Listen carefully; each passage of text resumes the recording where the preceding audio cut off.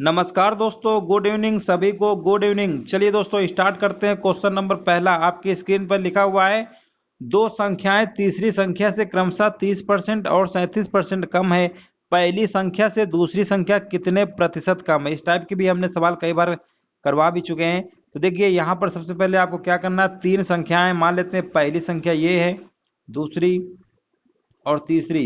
अब देखो यहाँ पर बोला है तीसरी संख्या से, हमने मान लिया तीसरी संख्या, परसेंटेज की बात हो रही है, तीसरी संख्या हमने मान लिया 100 है। अब बोला है क्रमशः, यानी पहली वाली संख्या 30% कम है, तो आप कहेंगे पहले वाली संख्या 70 रही होगी, 100 में 30 कम कर देंगे 70 आएगा। इसके बाद दूसरी वाली संख्या 37% कम है, यानी 100 में से 37 कम करेंगे तो आपका 63 आएगा। यानी हमें पहली संख्या दूसरी संख्या पता चल गई। प्रश्न में बोला गया है पहली संख्या से दूसरी संख्या कितने प्रतिशत कम है। जब भी हमने कहा है कम वाला आए तो आपको इस तरीके से चलना है, ठीक है ना। कम जब कहेगा तो अधिक से कम में चलेंगे, जब अधिक बोलेगा तो अधिक से कम से अधिक में चलते हैं, हमने आपको कई बार बताया है। अब देखिए 70 से 63 कितना कम है, आप कहेंगे 7 कम है, बटे में आएगा 70 इंटू 100। अब इसको आप सॉल्व कर लीजिएगा, आपका आंसर आ जाएगा। यहाँ पर 10 आएगा, यानी 10% इसका राइट आंसर हो जाएगा। ऑप्शन नंबर 20 का राइट आंसर हो जाएगा। इस तरीके से आपको लगाना है, जहाँ पर भी से का जिसका इस तरीके से उसको बेस में रखा जाता है, आप किसी भी प्रकार से समझ लीजिए, ठीक है ना। कम कहेगा तो अधिक से आपको कम की तरफ देखना है, जहाँ से स्टार्टिंग होगा यही हमेशा बेस में रखेंगे। अगर यहाँ पे अधिक लिख दिया होता तो फिर आपको 63, 70 में से 63 माइनस करते 7, 7/63 आता, ठीक है ना, ये भी याद रखिएगा। आगे हम बढ़ते हैं, क्वेश्चन नंबर दूसरा। चलिए यहाँ पर देखिए पूछा गया है 35 प्लस, कोष्टक में लिखा हुआ है 5 गुणे 9 भागे 3 प्लस 6, इस तरीके से लिखा है। पूरा सवाल आपको दिख रहा होगा। बोला गया है इसका मान कितना होगा। देखिए सबसे पहले बॉड मास के अकॉर्डिंग इसको पहले हम सॉल्व करेंगे, है ना। तो पहले सबसे पहले इसे सॉल्व करेंगे 5 गुणे 9 को। तो 5 गुणे 9 होगा 45, 45 में से 3 का भाग देंगे तो आप कहेंगे 15 आएगा। 15 में से 6 जोड़ेंगे तो 21 आएगा। 35 और 21 कहेंगे आप जोड़ दीजिए तो 35 21 कितना आ जाएगा दोस्तों, 56 आ जाएगा। इसके बाद बटे में देखिए यहाँ पर आपका 3 दूनी 6, 6 2 8, यानी माइनस का 8/3 आएगा, माइनस का 8/3। यहाँ पे आएगा 4 3 12, यानी 13/4 इतना आएगा ना। इसके बाद इसमें भाग 2 से भी देना है। तो चलिए पहले इसको और सॉल्व कर लेते हैं। इसका एलसीएम कितना आ जाएगा, इसका एलसीएम आ जाएगा 12, 12 इसका एलसीएम आ जाएगा तो ऊपर कितना आएगा, माइनस का 3 अट्ठे कितना होता है, 24 होता है, और 4 त्रिका 12, यानी 13 त्रिका 39 आएगा। यानी माइनस का 24 प्लस का 39, इसको दोस्तों घटा लीजिएगा, आप कितना आ जाएगा, 7 आ जाएगा। यानी 39 में से 24 घटाइए कितना आएगा, 9 में 4 गया, आपको कितना आएगा, यहाँ पर 3 चौको 12, 4 अट्ठे 32, यहाँ पर 32 आएगा, यहाँ पर 32 आएगा, ठीक है ना, 32 आएगा। 39 में से 32 को घटाएंगे तो आपका कितना आएगा, 39 में 32 घटाएंगे 7 आएगा, यानी 7/12, 2 का भाग भी देना है। यानी ये आपका कुल मिला के आ जाएगा 7/12 गुणे 2, यानी 24 होगा ना, 12 आएगा बटे में, 7/12, 12 दूनी 24, यानी 24 को हम ऊपर भेज देंगे। इस तरीके से कर लीजिएगा। 7 अट्ठे कितना होता है, 56 होता है, यानी ये आपका आ जाएगा 8 गुणे 24, 8 गुणे 24। और दोस्तों इस सवाल में थोड़ा सा ध्यान दीजिएगा, 12 से फिर से भाग देना है, यानी 12 फिर से बटे में आएगा, तो यहाँ पर आपको कितना आएगा, 12 कम 12, 12 दूनी 24, 2 अट्ठे 16। इसको सॉल्व कर लीजिएगा, ऑप्शन नंबर डी इसका राइट आंसर हो जाएगा, 16 आएगा, ठीक है ना। इस तरीके से आपको करना था, कैलकुलेशन थी और कुछ नहीं था। अब हम आगे बढ़ते हैं, क्वेश्चन नंबर तीसरा देखिए यहाँ पर पूछा गया है। इस तरीके के सवाल हमने काफी सारे करवाए हैं। देखिए दोस्तों यहाँ पर हमारा सीरीज लिखा हुआ है 72 प्लस डैश डैश अनंत तक जा रहा है। यहाँ पर हमारी माइनस में सीरीज जा रही है। हमने बताया है कि जब भी प्लस में सीरीज चलेगी तो 72 के ऐसे दो फैक्टर करेंगे जिनका अंतर 1 हो, गुणा करने पर 72 आए, तो आप कहेंगे 9 गुणे 8 होता है। लेकिन यहाँ पर 9 गुणे 8 में से हमें कौन सा लेना है, प्लस की सीरीज है, यानी बड़ा वाला नंबर लेना, 9 आएगा। इसके बाद दोस्तों इसमें आप कहेंगे 4 गुणे 3 आएगा, यानी छोटा वाला नंबर लेना पड़ेगा, क्योंकि सीरीज हमारी माइनस पे जा रही है। इसी में भाग कह रहा है ना, भाग देना है, ये भाग बना हुआ है साइन, भाग दे दीजिए, कितना आंसर आएगा, 3 त्रिका 9, बस हो गया। इसका right answer option number C हो जाएगा। तो इस तरीके से आपको लगाना था, उम्मीद है समझ में आ रहा होगा। अब हम आगे बढ़ते हैं, अगला क्वेश्चन हमारा देखिए 4th नंबर है। पूछा गया निम्नलिखित विकल्पों में से कौन सा विकल्प अपूर्णांकों का सही आरोही क्रम दर्शाता है। आरोही क्रम का मतलब होता है बढ़ते क्रम में पहले छोटा नंबर, फिर उससे बड़ा, फिर उससे बड़ा, इस तरीके से आपको लिखना है। तो देखिए दोस्तों कई तरीके होते हैं, ये तो आप भाग करके दशमलव में निकाल के कंपेयर कर लीजिए। यह एक तरीका हमने आपको और बताया था। जैसे देखिए यहाँ पर हमारी भिन्न क्या लिखी है, 2/3 है, 3/5 है, और इसके बाद हमारा लिखा हुआ है 7/9, 9/11, और इसके बाद लिखा हुआ है 8/9। ये आपको लिखा है, दिख रहा है अच्छे से। चलिए, तो एक तो तरीका दोस्तों हमने बताया था कि जो इनके अंश हर का अंतर होता है, ठीक है ना, उन्हीं का एलसीएम ले लिया करो। आप कहेंगे यहाँ पर अंतर 1 का है, यहाँ पे अंतर 2 का है, यहाँ पर 7-9 में अंतर 2 का है, यहाँ पर 9-11 में 2 का अंतर है, 8-9 में 1 का है। यानी एलसीएम दोस्तों 2 ले लीजिए। जो इसका अंतर है ना, इसी से भाग कर दीजिए। 1 का भाग 2 में देंगे तो 2 आएगा, भागफल 2 गुणे 2 करेंगे, यानी अंश वाले नंबर पे ही गुणा करना है, ठीक है ना। जैसे लासा हम लोग जनरली कैसे निकालते हैं, हर वाली संख्या से भाग देते हैं, बट यहाँ पर अंतर से भाग देना है, क्योंकि अंतर का ही हमने एलसीएम निकाला है, तो अंतर से ही भाग देंगे। जितना भागफल आएगा उसको अंश वाले नंबर से गुणा करके लिखना है। तो 1 का गुणा 2 में करेंगे तो कितना आएगा, तो 2 आएगा ना, 2 दूनी 4 आ जाएगा, ठीक है ना। 1 का भाग 2 में दिया, भागफल 2 आया, 2 गुणा 2 में करेंगे 4 आएगा। इसी प्रकार यहाँ पर देखिए 3-5 में 2 का अंतर है, 2 एकम 2 यानी 3 आ जाएगा यहाँ पे। और यहाँ पर अंतर हमारा 2 का है, 2 एकम 2 यानी 7 ही रहेगा। और यहाँ पर अंतर 2 का है, इसका मतलब 2 एकम 2 यानी 9 ही रहेगा, ठीक है ना। चलिए, और यहाँ पर 1 का अंतर है, यानी 1 का अंतर 2, 2 अट्ठे 16 आएगा। अब देखिए दोस्तों, अब आपको ये दिख रहा होगा, बहुत अच्छे दिख रहा होगा। बढ़ते क्रम में लिखना है, यानी सबसे छोटा पहले नंबर पे आपका ये आएगा, दूसरे नंबर पे आपका ये आएगा, और सबसे आखिरी में आपका लास्ट वाला ही है, ठीक है ना। तो सबसे लास्ट वाला देखिए 8/9 है, पहले नंबर पे यानी दूसरा वाला आएगा, दूसरा वाला ये, इसी को तो कर रहे थे, और ये दूसरे सही तो है। तो इसका राइट आंसर आपका ऑप्शन नंबर बी हो जाएगा, ठीक है ना। इस तरीके से आप कंपेयर कर सकते हैं तेजी से, ठीक है ना, तेजी से कंपेयर कर सकते हैं, आपका आंसर निकल आएगा। कई तरीके होते हैं निकालने के, जो आपको बेस्ट लगे आप उससे लगा सकते हैं। आगे बढ़ते हैं, क्वेश्चन नंबर 5 देखिए पूछा गया है। यहाँ पर देखिए लिखा हुआ है, यदि a बराबर 1/2 माइनस 1/4, क्वेश्चन अच्छे से आपको दिख रहा होगा, 1/2 माइनस 1/4 प्लस 1/5 माइनस 1/6, और b बराबर दिया हुआ है 2/5 माइनस का 5/9 प्लस का 3/5 माइनस का 7/18 लिखा हुआ है, और a b से विभाज्य है, तो परिणाम की गणना करिए।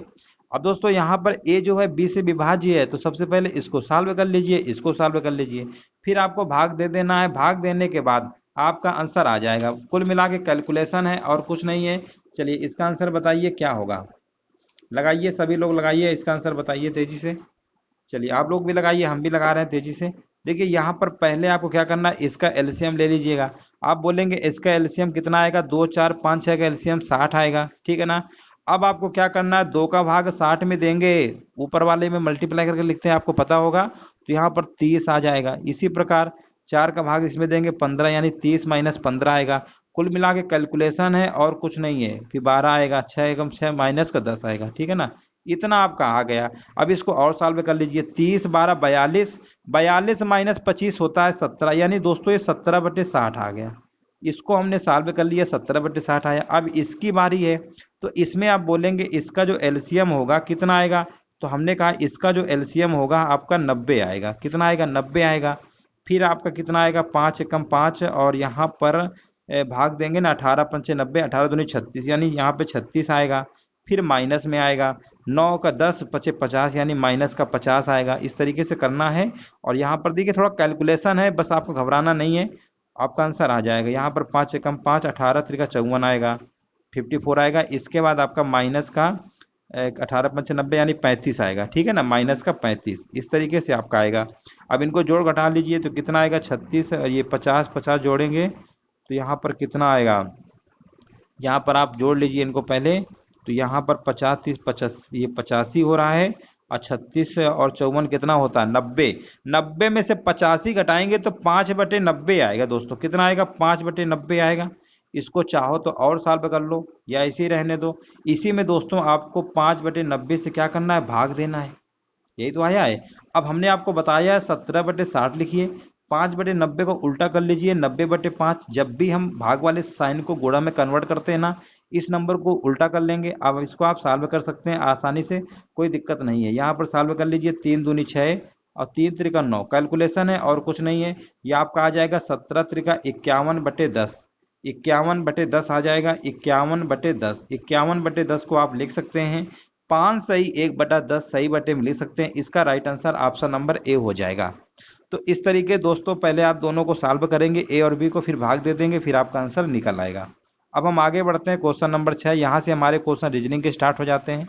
यहाँ पर लिखा हुआ है एक निश्चित कोट भाषा में मिलन को IMNNOIN के रूप में लिखा जाता है, उसी कोट भाषा में हिल्टन को क्या लिखा जाएगा? बहुत ही सिंपल है दोस्तों। यहाँ पर आप ध्यान से देखिए, MI है, फिर LL है, फिर IO, इसी का उल्टा लिख रहा है।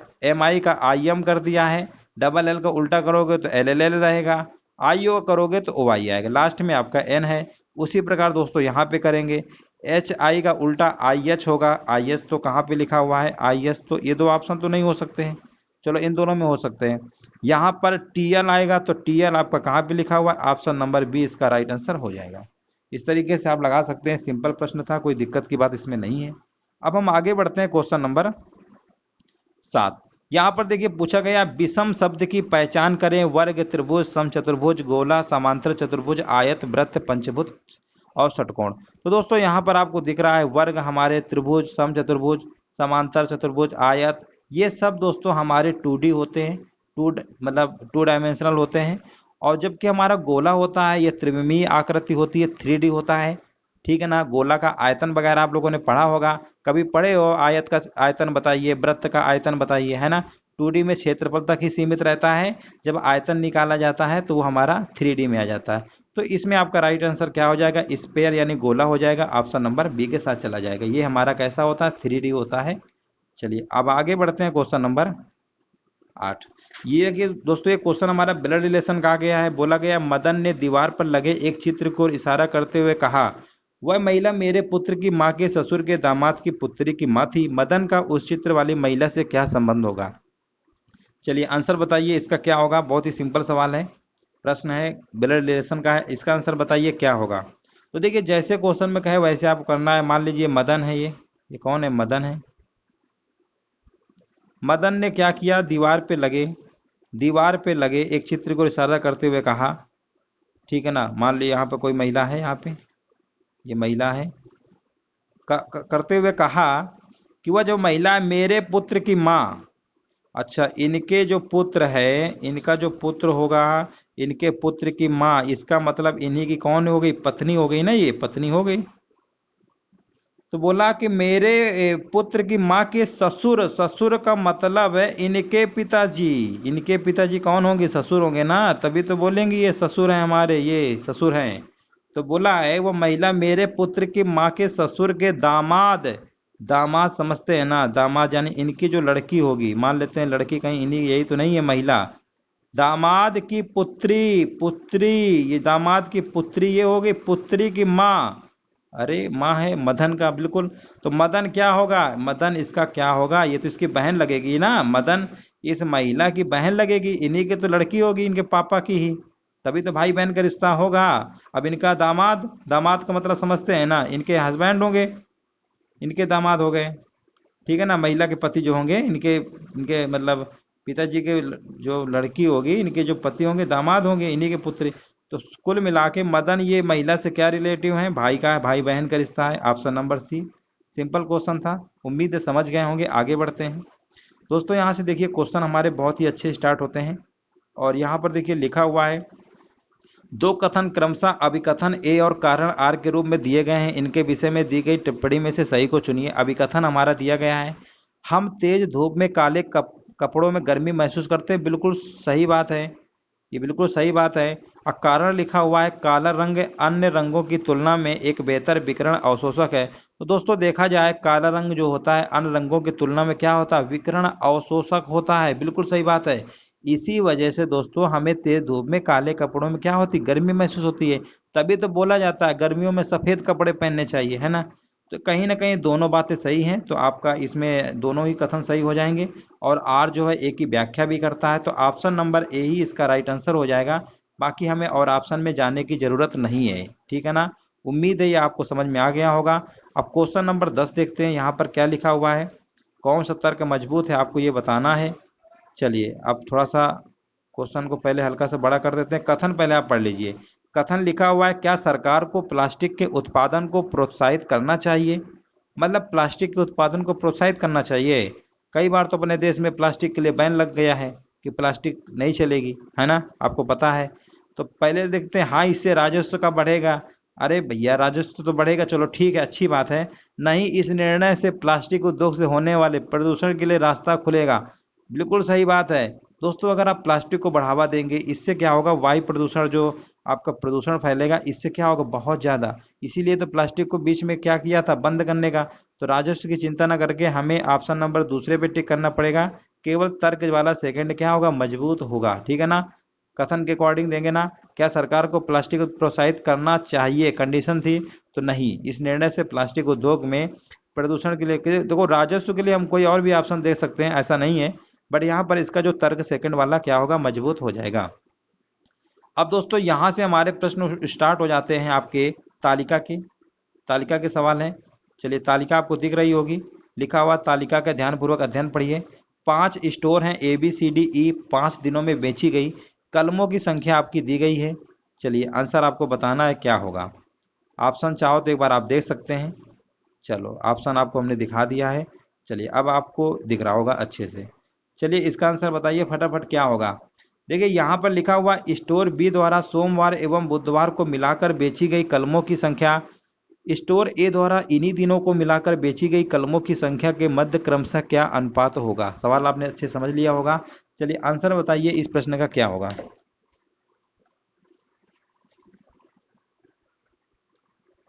देखिए, सवाल में पहले अच्छे से आपने समझ लिया। स्टोर बी की बात हो रही है, तो पहले आप स्टोर बी में जाइए। सोमवार एवं बुधवार बोला है, तो सोमवार आपका ये वाला है, बुधवार आपका ये वाला है। तो इसका मतलब स्टोर बी में 135 और 115, इन दोनों को आप जोड़ लीजिए। तो जोड़ेंगे तो आपका कितना आएगा, 250 आ जाएगा। ठीक है ना, कोई दिक्कत नहीं है, जोड़ लिया। अब हम बात करते हैं, यहीं पे लिखा हुआ स्टोर ए द्वारा, मतलब स्टोर ए में भी इसी दिन में पहुंचना है, तो आप कहेंगे ये वाला ले लीजिए और ये वाला। 120 155 जोड़ेंगे तो आपका 275 आएगा। इन्हीं का रेशियो पूछा गया, रेशियो निकाल लीजिए आप। 5 से काट लीजिए, 55 25 0, 55 25 55 25 10 आएगा, और यहाँ पर आएगा 10, यानी 10:11। इसका right answer option number A हो जाएगा। सिंपल क्वेश्चन था, उम्मीद है समझ गए होंगे। आगे हम बढ़ते हैं। यहाँ पर देखिए क्वेश्चन नंबर 92 है हमारा। यहाँ पर देखिए क्या पूछा गया है, क्वेश्चन को पहले अच्छे से पढ़ लीजिए। लिखा हुआ है, स्टोर डी द्वारा सोमवार को बेची गई कलमों की संख्या उसी स्टोर द्वारा शुक्रवार को बेची गई कलमों की संख्या से कितने प्रतिशत कम है। बहुत ही सिंपल प्रश्न है। अब देखिए, स्टोर डी में पहले पहुंचते हैं। डी तो आपका यहाँ पर है, और सोमवार ये वाला, और यहाँ पर बेची गई शुक्रवार को बेची गई कलमों की संख्या से कितने प्रतिशत कम है शुक्रवार को। इस अच्छा, डी में ही शुक्रवार की बात बोला है, कितना कम है। कम देखिए बोला है ना, तो अब हमें ऐसे चलना पड़ेगा, अधिक से कम है। हमने कई बार बोला है, कम तभी होगा ना जब पहले अधिक रहा होगा, तभी तो कम होगा। यानी 160 से 130 हो गया है, तो कितना, तो आप कहेंगे 30 कम हुआ है, बटे में 160 रहेगा और इंटू 100। यहाँ पर कंफ्यूजन यही होता है कि बटे में कौन रखें। तो सीधे से याद रखिए, जब भी कम बोलेगा ना, तो आपको अधिक से कम में स्टार्ट करना है, और अधिक पूछेगा तो कम से अधिक में।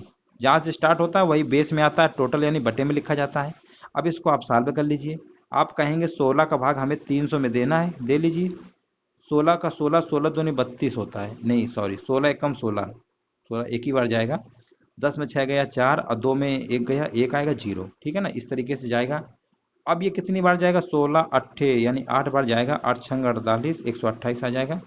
और यहाँ पर पॉइंट यानी 18 दशमलव को समथिंग जाएगा, तो 18 दशमलव समथिंग यानी ऑप्शन नंबर डी है। पूरा भाग देखने की मतलब चेक करने की जरूरत नहीं है, यहीं से हम पकड़ लेंगे और यहीं से आपका आंसर आ जाएगा।